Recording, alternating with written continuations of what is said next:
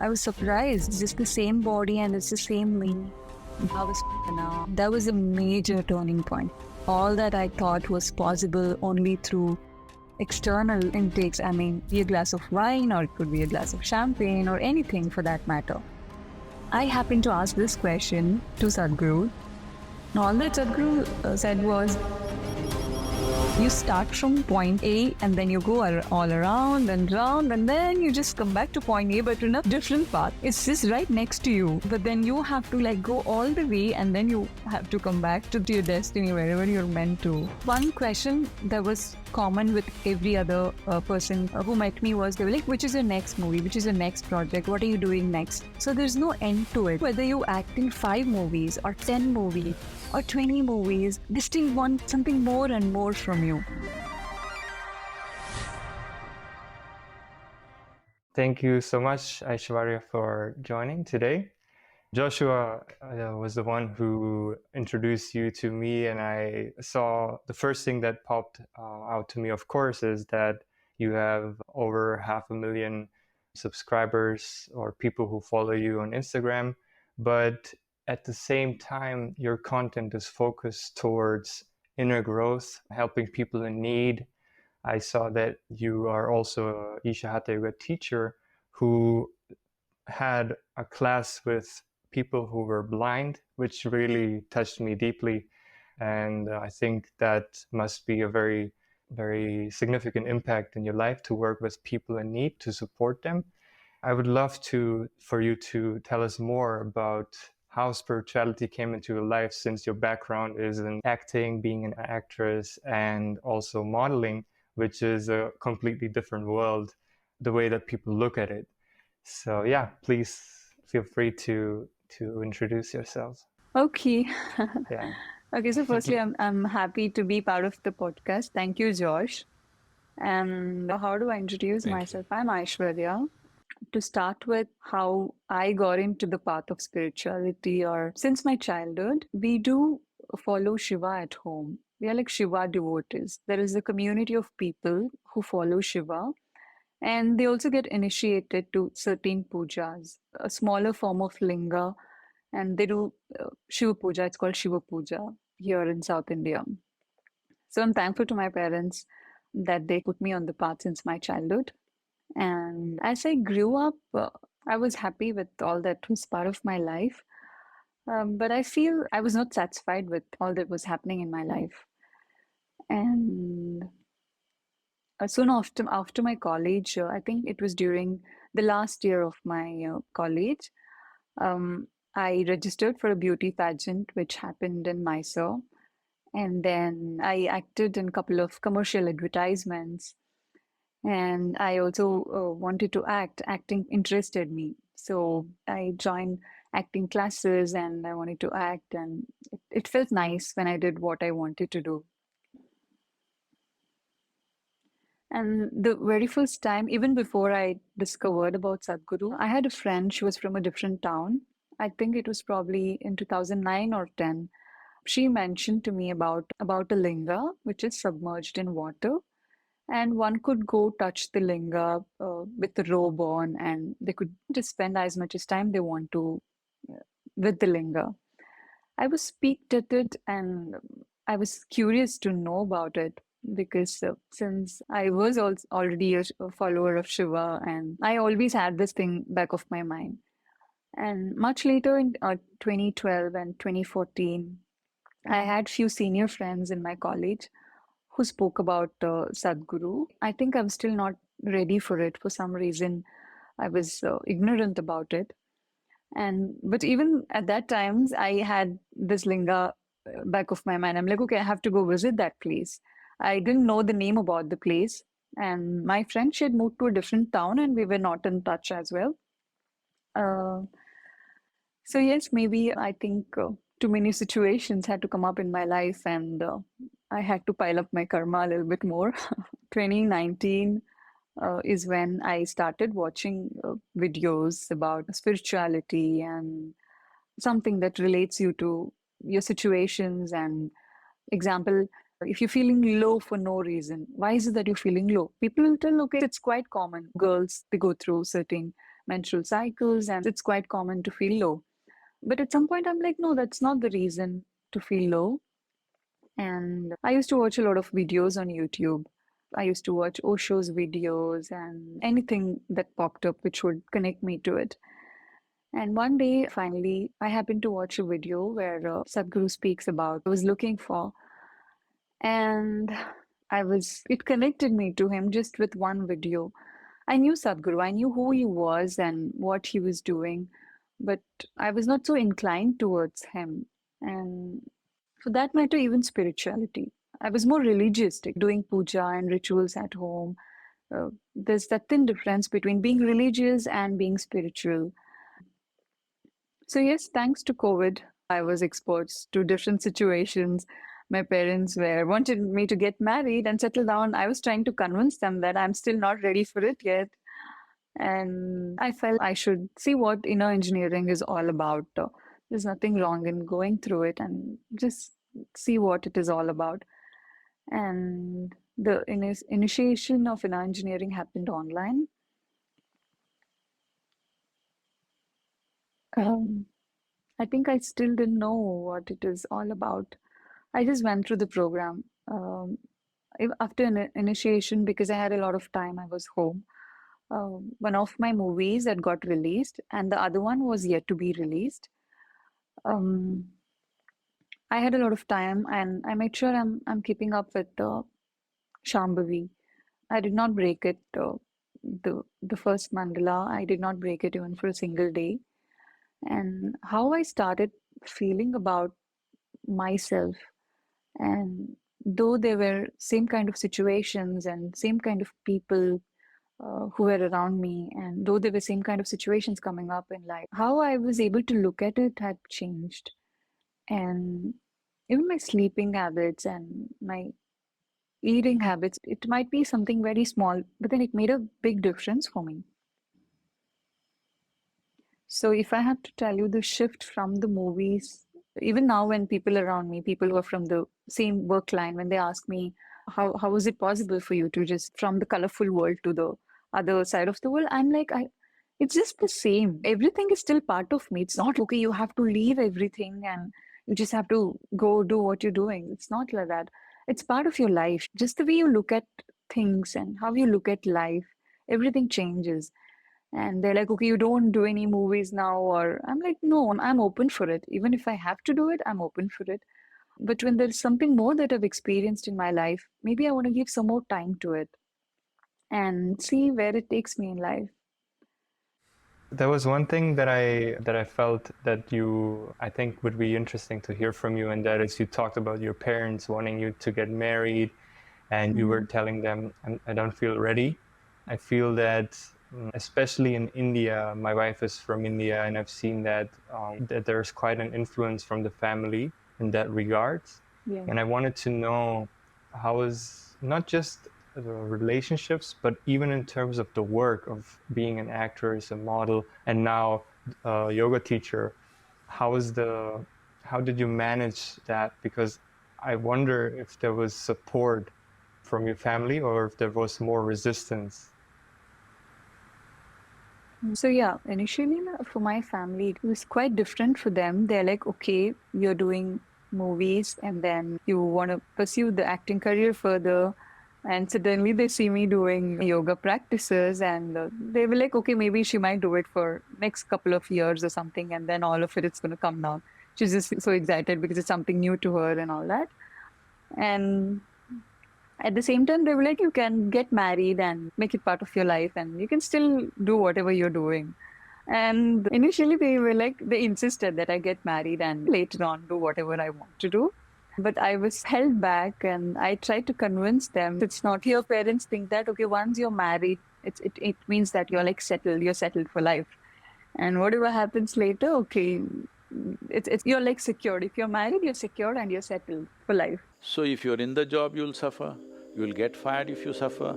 If you're married, you will suffer. If you're not married, you suffer. These are things that you aspired for.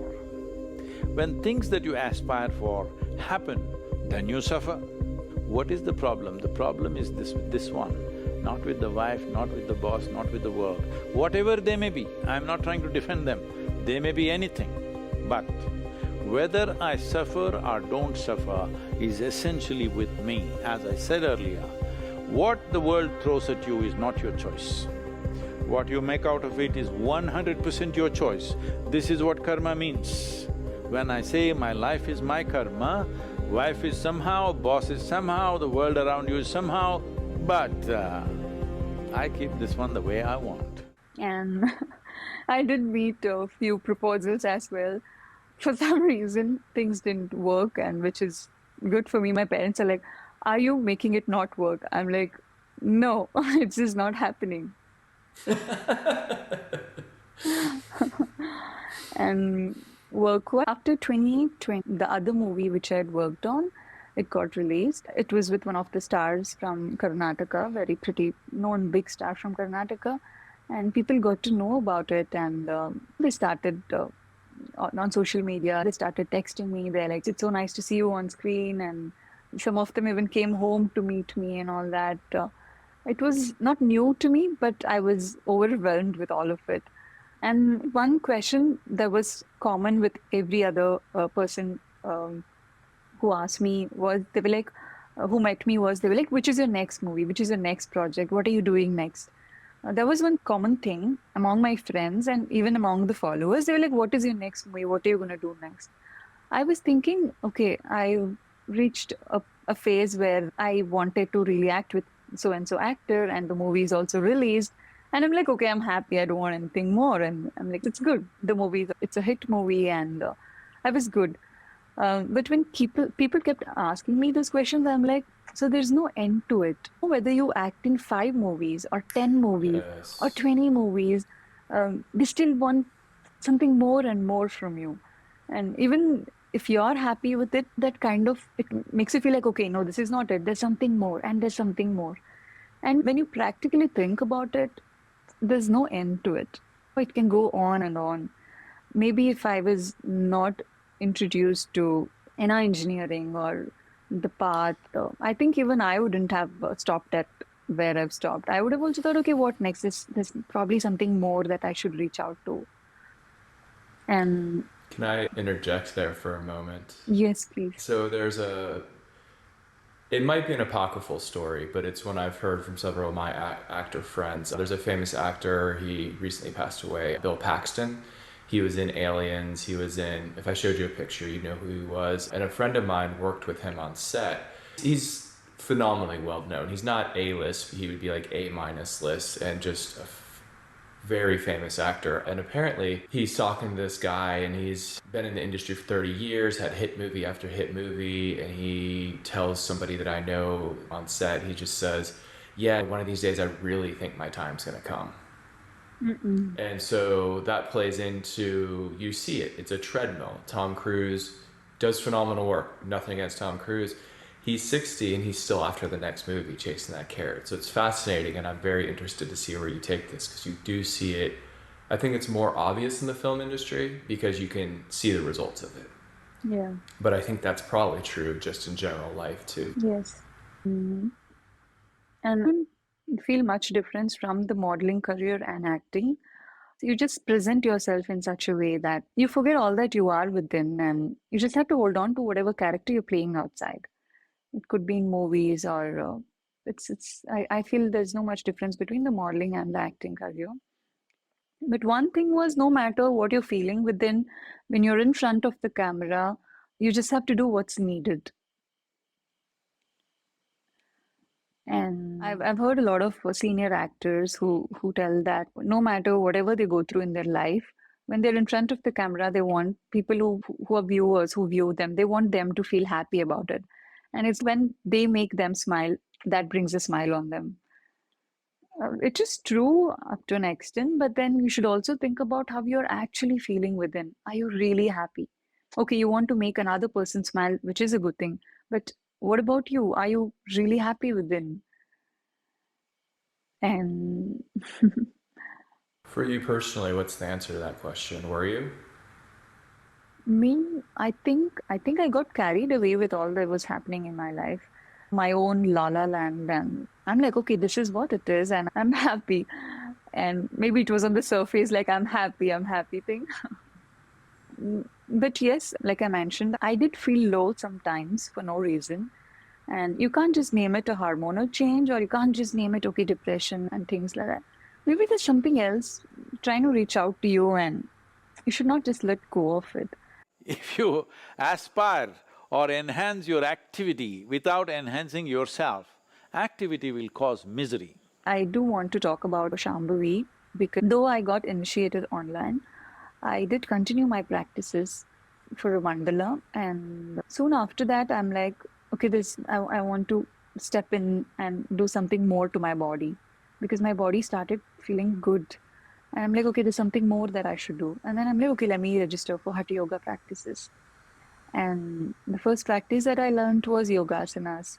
I initially was really not inclined towards it. I'm like, okay, it's all about bending and twisting your body, and it's just for old people. When you're old, you just want to stay calm, and that's when you should think about yoga. I was in that impression. And after yogasanas, I come home, and my mother was like, I used to wake up early because it was 6 a.m. class, and it was a 40 minutes drive for me from here to the city. So I used to wake up early. If I have to be there by 6, I should at least start by 5 o'clock or something. So I wake up at 4:30. My mother is like, why are you waking up so early? It's something new to her. Though she liked it, she was like, why is she waking up so early? And then after my yogasana, she was like, okay, you've Isn't learned. it funny how Isn't it funny how if you're like out late drinking or out late partying or something like that, they understand that. But you're out with friends, you're up till 1 in the morning. That's totally normal. All of a sudden you're getting up at 4:30 to do something that's improving your life and everyone's looking at you like you've sprouted a third head or a second head. Yes. Maybe the late night dinners and the late night parties, I think my mom was not aware of it. Because We'll Yeah. keep that a secret here. she didn't know that side of my life. So she's okay, you're waking up early, and after yoga, now she's okay, now you're done. No, you've learned all that you have to. So now you're done. I'm like, huh, I'm done. And then within me, I'm like, okay, next I have to learn Niranga Mardana, next I have to learn Surya Kriya, next I have to do some other programs. And the first Mahashivratri is when I went to Isha Ashram. It was a great experience. We were all waiting at the welcome point for the Grace of Yoga program to go to Adiyogi Alayam. And then I remember Sadhguru was in his car and just slowly and swiftly like passing through. And I remember that moment. Everything is so still and so slow. Like I'm in a trance state. Or maybe it's that feeling that which I got within me. I'm like, I'm just looking at him. He's like slowly moving his head. I'm like, oh my God, everything is so slow. Am I actually feeling it? And I'm like, yeah, that was it. I'm like, what was he doing all these years? And he was as real as how I saw him on the YouTube and all that. And that's when I'm like, okay, I have to do other programs, and this is not enough. I want to do something more. And after Grace of Yoga, I could register for Bhavaspandana, and that was a major turning point for me. And all that I thought was possible only through external intakes. It could be liquors or things like that. And people, why do they do that? Because you feel happy. You tend to forget something and you're just happy in the moment. And you're just happy to everyone. You're just happy within yourself. That's what it makes you. It could be a glass of wine, or it could be a glass of champagne, or anything for that matter. And Bhavaspandana, the kind of experience that it gave me, I'm like, I was I was surprised, and I'm like, okay, it's just the same body and it's the same me, and all that I got to experience was much more. And people around me, when I looked at them, it was so different. I just didn't initially when I stepped in, I'm like, okay, Bhava Spandana should happen to me, and like that by the end of the last day of Bhava Spandana, I'm like, Bhava Spandana should happen to each and every one of us. And I'm like, let it happen to each and every one of us who are present here. And I'm like, okay, how is it I'm feeling the same for everyone around me? I still don't know the answers, but it was a major turning point for me. After that, many things changed within me, and I started feeling different. Sometimes it's easier to explain it to people when they've experienced the same. Otherwise, they think, okay, you're just trying to overdo it. But then I'm like, that's okay. Even if I share it to my friends or people around me, it's okay. It's not, I'm talking about something bad, which is not true. I'm like, that's okay. Whether they believe it or not, I just make sure I share them my experience of how life has been for me after Bhavaspandana or other programs with Isha. After Bhavaspandana, did you go back And home, and was it mhm. difficult for you to kind of come back to that old life? After Bhavaspandana, when I came back home, I had a couple of assignments which I had signed. It was endorsing few brands, designer wear brands, and shoots like that. So when I went there, I, how I look at them and how I was able to conversate to them in a different way. They're like, you're changed, you're changed. I'm like, how am I changed? Is it in a good way or how is it? They're like, in a good way, but is it something is different with you, within you? And I did know that some things had changed within me, but I'm like, while I was shooting and things like that, I'm like, is this what I really want to do? Okay, I'm going to be posing, I'm going to be acting, people are going to see it. And they're like, okay, it's nice or not nice. They'll have their own opinions on it. And what next? What is it that I'm trying to do with it? And I still didn't have answer for that. Mm, and then, of course, something kept pulling me to ashram. I'm like, just go and spend time in Dhyanalinga. I remember one of the Swamis, when I met them in the ashram, I had too many questions running in my mind. I'm like, all of them at once. I go to Swami and I'm like, Swami, I'm doing this. Should I continue to do this? I've been doing that. Is it okay if I still do that or should I do this? And then Swami was like, only thing he said, he told me was, just go to Dhyanalinga. How many ever days you're here for, 1 day or 2 day, spend as much as time you can in Dhyanalinga. I'm like, okay, but I want some physical answer, like somebody speaking and telling me, okay, this is what you need to do. And then he's just go be in Dhyanalinga. I'm like, okay, I go to Dhyanalinga. I'm like, I just sit there. I'm like, let me spend as much as time I can because that's what I was told to do. And I spent as much as time I can. And I also, when I started volunteering in Diksha Hall, I went there, I served, and a few things that I did in Devi Temple that wanted me to go back to ashram. And of course, I went through Shunya program as well. And all of this happened in less than a year. It was too quick, it was too fast. And it was also a calling for me within. Though I knew Sadhguru since then, I had not even registered, I had not even been through an engineering program. And after my Shambhavi and after Hatha Yoga, all that happened, it was too quick. It was just happening back to back. And I didn't want it to stop. It's that feeling when you experience something, uh, you want more and more out of it. You just don't want to stop at it. And then I'm like, until today, not that there's not even a single day that I've missed my Shambhavi or any of Hatha Yoga practices. And it just, I think it just sparked me up. Shambhavi just sparked me up. Is it just go, keep going and keep going. And after Samyama, I still had questions, too many questions in my mind. I'm like, am I doing it right? Or should I go back and do what my parents want me to do? Or should I just continue the same line of career? And after Samyama, I'm like, no matter what, I have to do Hatha Yoga teacher training. Why? I had too many reasons when I met people after Samyama. People asked me, what is it that you're doing? You seem to be changed.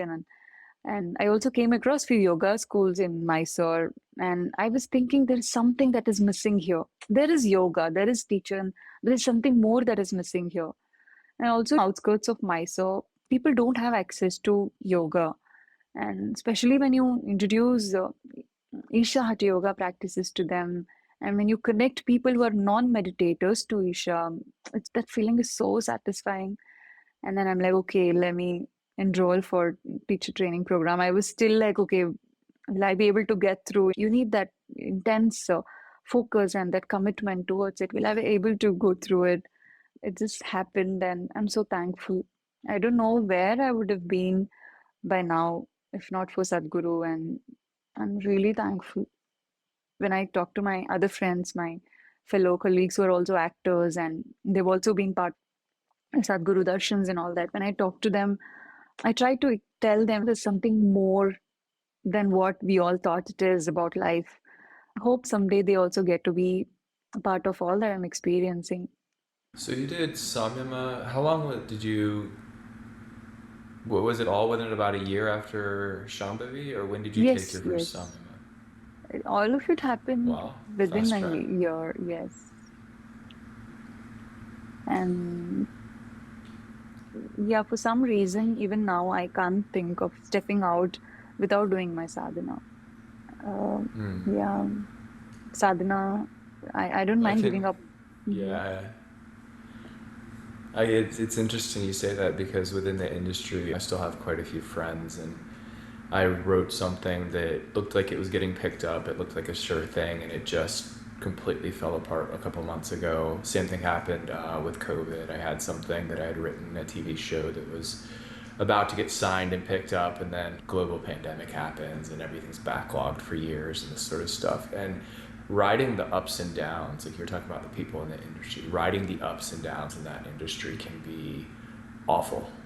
It can be you never know your next job. You never know even the top people, whether they're 2 or 3 bomb movies and they might be out of the industry. They might not have work if they have too many bombs. And so for me, that you're talking about the sadhana. For me, I had that happen where it was just like it was a kind of insane situation where somebody torpedoed it in intellectual property and it just like completely blew up. And I got up the next morning and I did my practices and I was just like, okay, what's my next step? Where am I going to take it? And for me, like that sadhana, it sounds like it's a through line for you. It's something that's always there.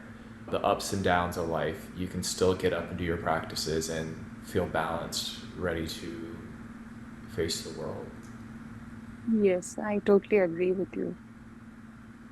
I don't know, I just can't think about days that go without sadhana. And I keep telling these days when I meet people, also when I'm conducting yoga classes and all that, the reasons when I ask them for their medical conditions, most of them have been giving me this thing. They say that they've been through certain depressions and there are different levels of depressions. And when they explain, this is the medical condition I've been through, and they're physically all fit. They're so fit physically. Then when they tell me that they've been through depression and different phases of depression, like what is happening? So yeah, I did tell them. I have also told quite a few of them, just go through. If at all, I try talking to them only about Isha Hatha Yoga practices or the Guru who I've been following. They think I'm trying to only like market a certain person or a foundation. So I tell them you can go ahead and you can just do any yoga practices that are available for you. Just go whichever yoga school or whatever meditation programs you feel like, including Isha, just try them all and see how it feels. And it doesn't matter, no matter how many yoga practices you do and how many people you come across, what has to stick to you will stick to you. Yeah, recently I've been telling that to people, and it has also helped a couple of them. Frank Sinatra had a pretty famous quote where he says, and I'm paraphrasing, I probably will get this a little bit wrong. I feel bad for people who drink or who do not drink because they wake up in the morning and that's the best they'll feel all day. And I think of that in terms of yoga because I feel bad for not feel bad, but if you aren't doing something that is improving your physicality, improving your mind, improving your emotions, improving that's the best you'll feel. Like you just feel okay. I was 19 once and my body felt like this and I was energized and now I'm a little bit older and you start looking at I think it would be easy to look at life as one slow decline. That's awful. But I don't know about you guys, but I feel like my mind works better than it has. Maybe I'm not physically able to go run marathons or go out and climb mountains like I used to, but I'm still pretty fit. And a lot of ex-athletes have all sorts of trouble with their body, and my body feels healthy. Like I actually feel a bit effervescent. And so I think you're right in that the depression and the seeming endlessness of it all. The reason I'm passionate about it is I don't know anything else that works to keep you in that state of aliveness. Whatever is true to you, whatever is true to me, when we try to explain it to people, maybe they may not understand, But then one thing I've realized is you just tell them to do it. You ask them to do it. You just tell them, I don't know how it works. You just go for it and see what it makes you feel. And when I share them my experience, in the end, I add this. I'm like, please don't believe all that I'm telling you. You just have to go experience it yourself. So you just go see, experience it yourself is what I tell them. And I just felt like I should mention about this book called Alchemist. The book called oh God, I love that book. That was the only book that I spent so much time back to back. I made sure I'm just reading it. Even after I read the whole book, I'm like, I wanted to read the book again. And you start from point A and then you go all around and round, and then you just come back to point A, but in a different path. It's just right next to you. But then you have to go all the way and then you have to come back to your destiny, wherever you're meant to. I Have just you got guys to ever mind. studied archetypes like Joseph Campbell and the hero's journey? Have you guys studied that stuff? Can you remind Hero's me? journey, I'm aware of. The hero's journey is basically it's this cycle, and it's if you think back on all the great movies, all the great tales, you start off in this person, you are where you are, and you leave and you go through all these trials and tribulations, and it's like this cycle that you go through, and you, like you said, you end up back at the beginning where you come home, but you're a Yeah. completely changed person. And it's what you just said in terms of the alchemist, and it's this paradigm that's, if you look at archetypical stories and the ones that really move us, a lot of them follow that model of the hero's journey. Yeah, maybe Yeah, I I'm wanted gonna. to throw a question in Mhm. just for the audience. If somebody's out there listening to it and they feel inspired, but then they're thinking, I can't give my time to all the practices due to lack of time, what should I prioritize? I think you should prioritize yourself, right? It's not that we have a lot of time to do everything. We just make sure we are giving that dedicated amount of time to what we actually need in our life. And maybe for me, what has helped me is waking up early in the morning. I'm waking up much earlier than I actually used to wake up so that I have more time for my sadhana. You want to add on something, Josh?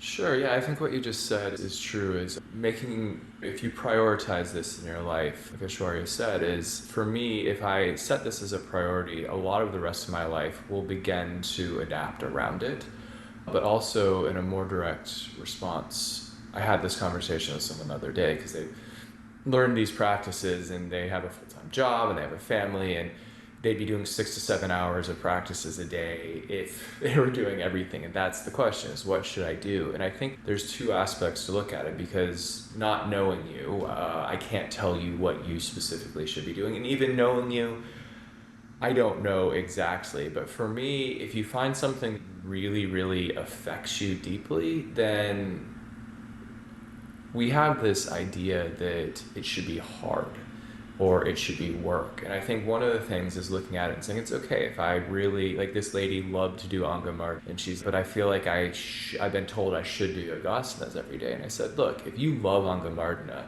and it's a struggle to do yogasanas, do Angamardana, enjoy it, enjoy the way it makes you feel, enjoy whatever practice it is, whatever you're doing, enjoy it, don't feel like you should be doing something else.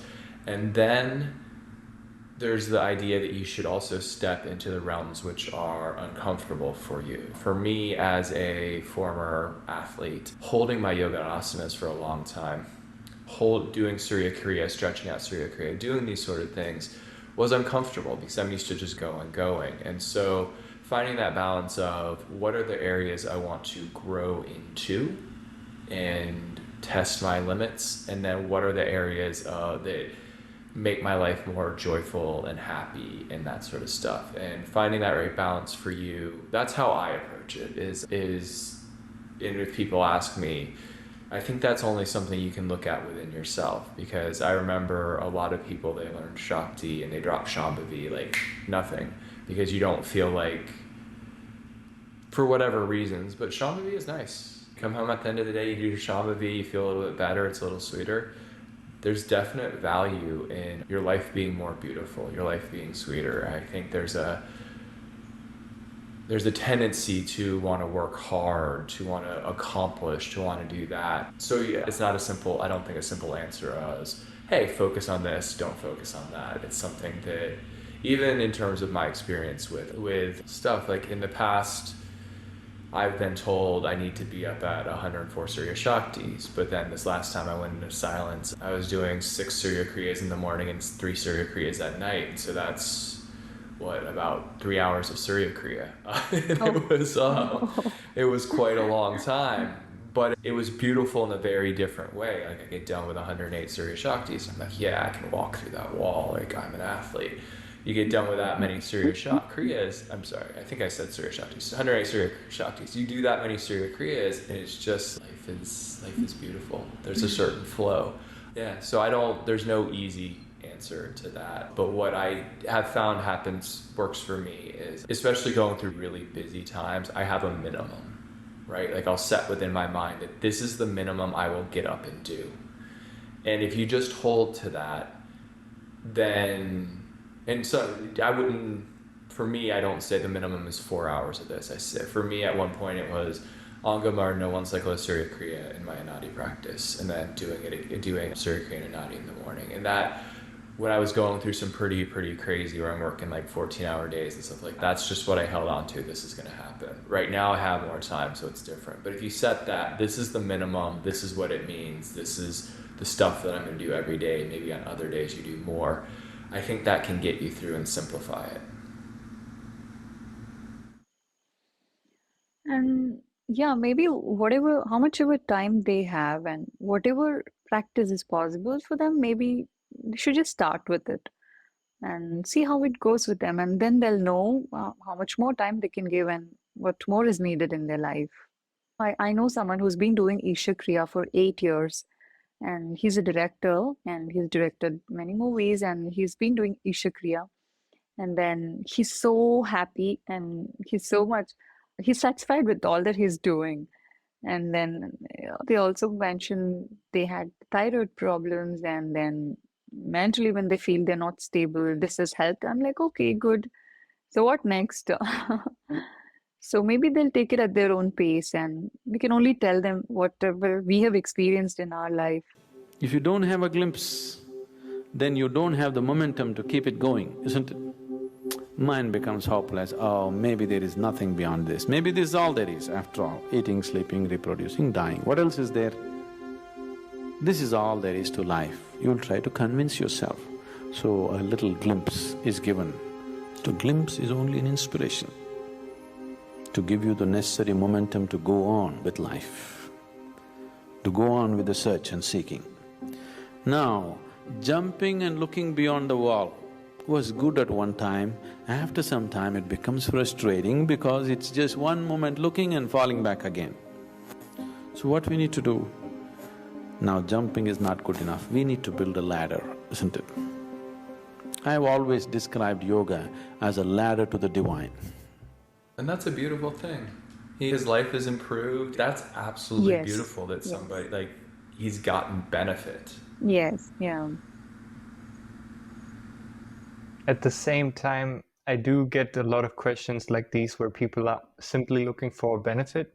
So they will ask things like, I want to know which is the best practice so that I feel very active in my old age, or which is the best practice so that I don't feel lonely. So they will look for a certain type of benefit, and only because of that they will do it. And I feel that doing something for the sake of getting something out of it is taking the whole magic, the whole process. You're just working on the goal, or you're not seeing the steps that you have to take. So it's easy to fall off when you don't see the results. And I don't think you can take it and say, I do this practice, this is exactly what happens within me. We each have different systems, we each have different things. Aishwarya shared with us her BSP experience. For me, I didn't have that experience with BSP. There's people who speak glowingly about BSP. I didn't have that transcendent experience that people have. So I think if you're looking at it like it's a shopping mall and you can just go in and buy this thing and take it home with you and wear it when you feel down or whatever it is. It doesn't work that way because it's subjective. So I think that doing it from a sense of this is a practice that I'm bringing into my life, and like Aishwarya said, if it's Isha, we're here because Isha worked for us. If you go and learn breath watching with the Buddhists, or if you go and learn another type of yoga that works phenomenally for you, that's wonderful. But finding something that you do, and you're going to do even when you're uncomfortable. Like, it may add benefit to your life, but like Aishwarya said, she gets up every day. She hasn't missed Shambhavi in 4 years it's been? Yes, it's been 4 years. 4 beautiful years since Shambhavi. Look at you. But I mean, she hasn't missed it in 4 years. That's a wonderful thing. So the really amazing things about some of these practices, you can't go in knowing you're going to get them. Like, if you expect them, it can actually prevent you from getting them. Which is a weird thing because you have this expectation. I had a friend who was going for junior national swim time in the 100 backstroke, and his time, I think it was like 51:05. And so he goes, and he's a sophomore in high school, and he goes and it's 51.1, so he's 0.05 off. The next year I'm sure I'm going to get it. He's 51.8. The next year he's 51.06. Because he set that thing of 51.05, that's what happens with your mind. Sometimes you set it and it becomes a barrier for you. So from my experience, that's a bad way to, or that's, I don't want to say bad or good. You can get in your own way if you're trying to extract something from it. Just if we're friends and I'm like, hey, give me something, and you're always trying to extract something. But if you're here and I'm like, one of the wonderful things about Aishwarya, she always had good food at Hatha Yoga teacher training. She always had something sweet. And so she's offering it to people. She's here, have some of this, have some of this. And it's this wonderful thing versus, hey, I'm going to take your stuff, right? Yes, and all those delicious food that we got to have during the program. I'm just trying to keep up with it. I just compromise for anything which is lesser than that. I make sure there is vegetables and there is that used to be on our plates during the training. Fruits, vegetables, and all the nutrient-based food that we used to have. I never missed home food though during the training. It was so good. To the point of, and I don't know if you felt this way, but for me, there were times where they had certain dinners, like special dinners and stuff like that. I actually preferred the non-special dinners. I was like, give us this wonderful, beautiful food, amazing food.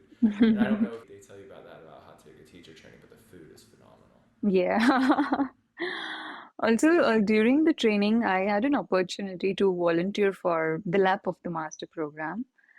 And I had this question back of my mind. I'm like, I knew people who just follow Sadhguru. They're like crazy for Sadhguru. They start their day watching Sadhguru's video. But when I talk to them about the programs, they're like, hey, I will do it. We'll come to ashram, we'll do it. And then maybe it's not been happening to them for some reason. And I happened to ask this question to Sadhguru. It was during the Lap of the Master program. That's what happened, George. During the training, it was Lap of Master, right? Yeah, okay.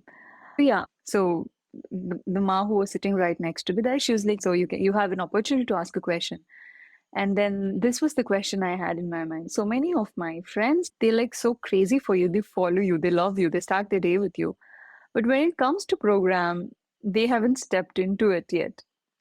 And then all that Sadhguru said was, you just keep a smile on, no matter what's happening. You don't have to, you just keep a smile on and let them know how your life has been for you. And then they'll take this step one towards engineering. And that's when he had also launched 7 steps to engineering. And I'm like, okay, one question that always was there in my mind was answered. So you just have to keep yourself the way you're actually feeling within. And I think that's how it works. Initially, when I also tried telling my parents about the meditation programs and all that, they were not so keen. It's been a few months. My mother started reading an engineering book, and they also did Isha Kriya with me together. You just have to be in such a way that they feel that they actually need something instead of us telling them about what we are feeling within and how it will help them.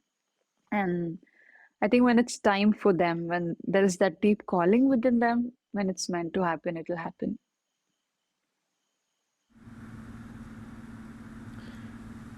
So should we segue to the purpose of this? Oh, yes, I think we had stated it. Yeah, I just looked at it. I'm like, oh, we've been just chatting for an hour, but it's a Oh, lovely yes. night. One of the things I really appreciated about Aishwarya is the way she does her social media. It's a very conscious way of approaching social media, and social media is this double-edged sword. So is our phones, so is all these distractions we have in our life. I think this would be a good chance to get into talking about social media and how it can be used consciously, how we can use it to, yes, in regards to Isha and the practices we do, but also other things that people may want to support or bring into their lives. So I feel social media has a Maybe I should have great phrased it as a influence. question. Sorry? I Social said media maybe I has should a have phrased it as a question. I just made a statement. yeah, social media basically it has a great influence on many of us, and it's up to us how we make use of it. You can just spend your day with endless scrollings, which are meaningless. At the same time, you can also move it to a meaningful engagement. Maybe when you're logging in, you just have to set few things clear. Say, why are you logging in? And is it there something that you want to learn? Or is there something that you want to share to people that's going to help? And and I think if at all you come across any accounts or reels that's going to inspire you, that's going to uplift you, it's okay to spend some amount of time with it. And I think you should not hesitate to just unfollow accounts which is going to drain your energy and which is going to distract you. There are chances, even I used to compare on Instagram, compare myself with too many different things and people, and that never made me feel good. My mood just used to go off. You take your phone and spend some time, and once you're off it, I'm like, okay, what am I doing? What makes you feel low? Your mood is just off. So I think you don't have to entertain that aspect in your life. It's not making you feel good, that's okay. You just take a step ahead and just unfollow. And it's also a great tool for us to connect to. A fast I'm sorry. Sorry, I was going to say a fascinating thing is the social media triggers the same neurological cascade as cocaine addiction. It triggers slots and stuff like that, where the dopamine trigger, and so it actually becomes addictive if you're talking about approaching it consciously. If you're not approaching it consciously with intention, saying, I'm going to use it for this purpose, and there's some level of anxiety I was reading about the other day where people misplace their phone even within their house. Your phone's within your house. They'll get this anxiety and they're coming up with a name for the anxiety of not having your phone in your hand at that moment. So it's beautiful to hear you describe how you, even opening up your phone, doing this is why I'm doing it. This is what I'm doing. I'm going to make a choice here. Yes, at some point I was like, do I really have to be on social media? And then I'm like, it's up to you how you're going to make use of it. It is distractive, yes, uh, if only you open up such things, or if you're giving your time to things that's going to distract you. You have an option. It's not it's coming right in front of you. It's like you tend to look at it and you tend to give your time to it. And then I don't know, I came across people, they're like, okay, because you've been in the show business and things, maybe now you're spiritual, you wanted to move your life towards a different dimension of life. And then I'm like, what nonsense. It's not like I want to stay away from it. I'm like, I'm on. Even now, if I get anything, I'm okay to go ahead and even be part of it. It's not that, just that you feel okay, you just need you want to distance yourself from things and know what's happening within you. And I was not so active for some time. And then I'm like, if at all it's going to be helpful to at least few people, Even if it's a handful of people, I'm like, okay, let me do whatever I can. Is there any specific steps that you would recommend somebody who is trying to reduce their social media use, or if somebody catches themselves that they are scrolling too much? Any strategy that you feel that could help them minimize these negative addictive patterns? I like what you said. How does it make you feel? Is this something that I'm just doing this, or is this okay, I'm doing it? Almost like the way we approach food is, it's not just this. This is actually one of the number one, if not the most powerful way for me that I felt I have strengthened my confidence and authenticity in myself, is because when I created my YouTube channel, when I had to put myself out there, I had to see, is this really me? I had to really question myself, what I'm putting out there. Is this just a version of me that I have created, or is this really my authentic self? So in that way, I do feel that social media and being on social media has helped me to become more self-aware, because now I was seeing myself on the screen and I was seeing things that I otherwise didn't pay attention to.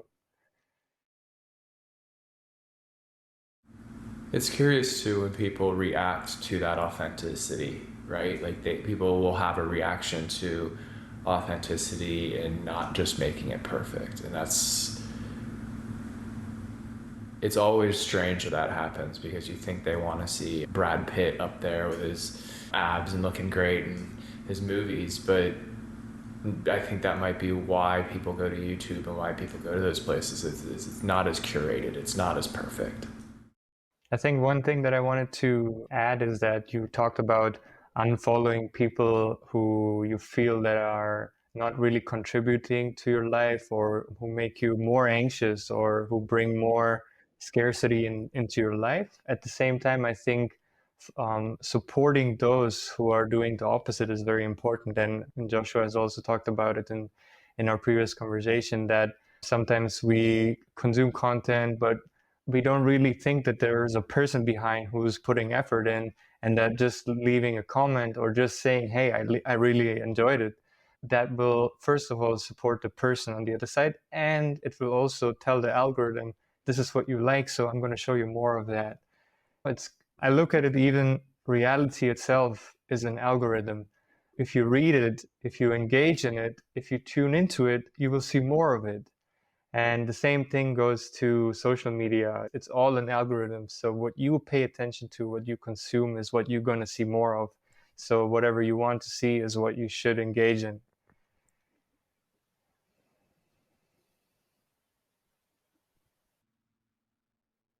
So, firstly, if we are putting up some content and people could be both negative and positive about it, I think one shouldn't get bothered about how people are going to feel about what we are posting. Because if we are posting something that's going to be helpful, and people, of course, they'll have one or the other thing to talk about it, negative or positive.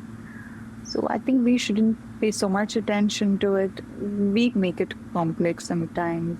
When I had this opportunity to go conduct a class for the blind students, I don't want to call them blind. They're like so much wide open within. They don't see what's happening in the world. They only get to hear it. And as soon as we started the session, it was something new to them. And it was just one session, an hour and a half, 15 minutes or something like that. And by the end of the session, they're like, can you come do more of this in our school? Like, they need more of it. And it's not like they're getting to see you or they've heard about it. Most of them experienced Ishakriya for the first time. Mm-hmm. And they're like, can you do this more often with us? And then we are all so fortunate. We have everything set proper. Like physically, we're all good to do all that we have to do.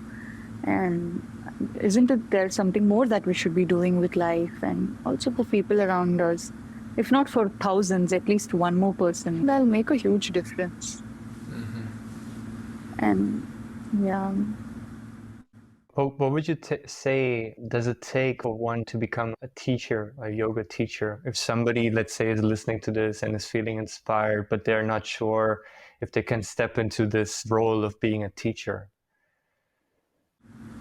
If you really have the thought of becoming a teacher, do not wait for anything. Just go ahead and register yourself and just be part of the training is what I would tell.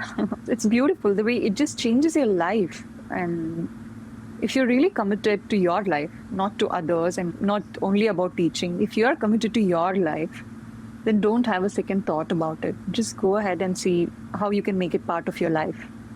And then, of course, the rest of it will follow. It may not happen right away. From when I first applied to when I took it, there was 7 years gap.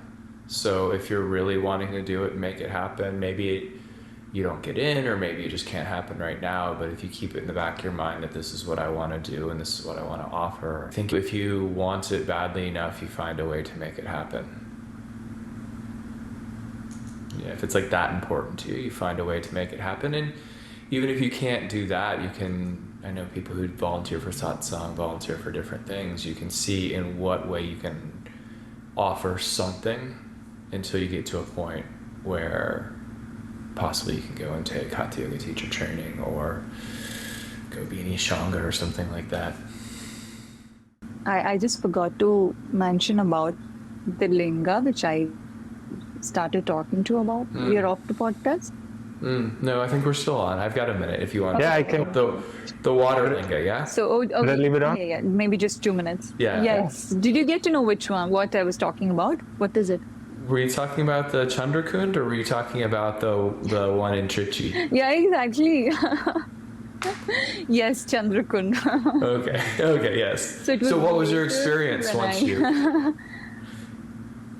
So it was later when I went to ashram for Grace of Yoga. That's when I got to know. I went to Chandrakund, and then I'm like, this is the one that she was talking about. All this while I was thinking about something else. I knew Sadhguru, I knew Isha, I didn't know Chandrakund. Then I got to go there, I just started recalling things. I'm like, okay, she mentioned about robe, and then the linga, you get to hug, and you get to touch the top of your head. And then I'm like, okay, this is the one. Maybe we can... Great, I was going to say, maybe we can talk about the places that we got to go to, the temples and stuff, and the Hatha training in different places. I know Aishwarya was in Kashi as well, and we could talk about how our Kashi experiences were on the next one. Yes, I would love to. Yeah. Aishwarya, it was lovely to see you. There are many other incidents, maybe. Yes. Thank you so you. much. It was lovely to meet you both. And always good. hope we've got something nice from this podcast, something which is going to help out. Yeah.